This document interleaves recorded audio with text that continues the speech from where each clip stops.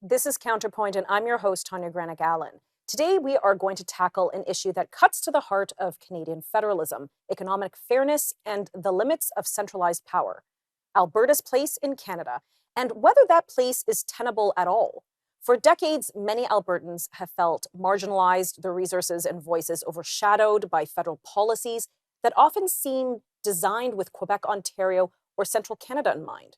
From energy policy and carbon taxation to fiscal transfers and regulatory overreach, the sense of frustration has grown. Into that debate comes a bold vision for what Alberta could look like if it chose to govern itself independently.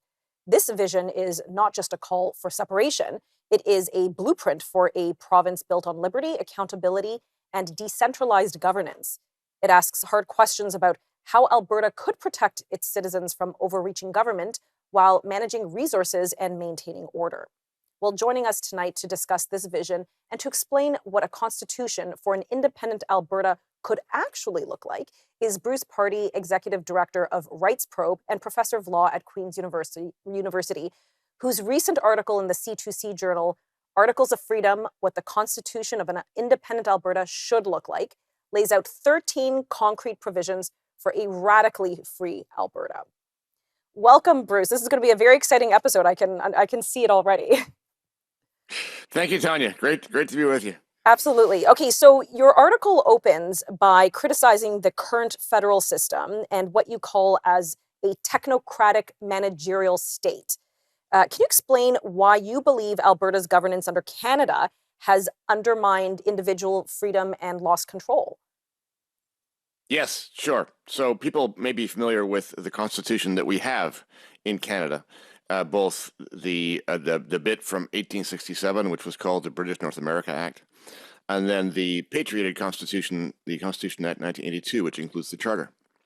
And if you look through those provisions of those two documents, you won't see a managerial state prescribed anywhere. And by managerial state, I mean essentially the nanny state, the state that we've come to have in this country that includes bureaucracies at all different kinds of levels of government and all the nooks and crannies of your life. The state has become a manager of us, all of us individually, and of society.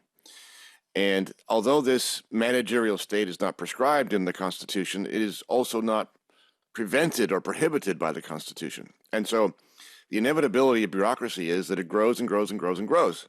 And that's what we have right now. We have interference in our lives imposed by government agencies and departments and ministries of all different kinds all over the place. It's one of the things that Alberta would have the chance to fix, to change, if it actually left the country. Yeah, and we definitely have a very swollen bureaucracy. I remember the reports as we were covering, issues during COVID, how it seemed it was a opportunity, I don't know what the word is, but an opportunity for the bureaucracy to swell and increase, yet we still had all these delays with passport processing, et cetera.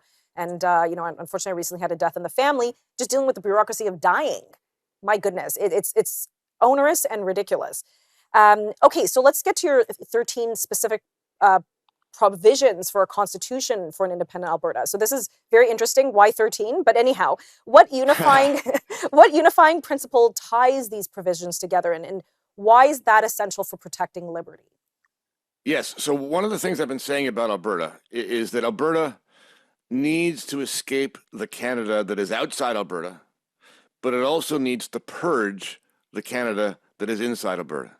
So one thing that we'll not do is for an independent Alberta simply to reproduce the kind of constitution that we have in Canada, because then what's the point? All you're doing is reproducing the problems. So this alternative model that I've suggested has, I think, as its first and most important characteristic, it changes the default of the way the Constitution works. So if you imagine the Canadian Constitution, the default goes like this.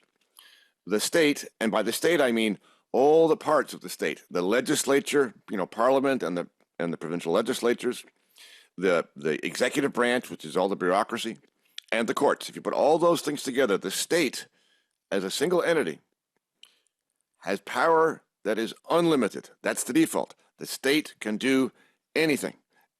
And then in this Constitution, we go, except. The state is all powerful except. Now, what are the exceptions? Okay, well, I'm Well, going to pause that's you there because we're right up all right. against a commercial, and I want to go through the exceptions when we return in just a few moments.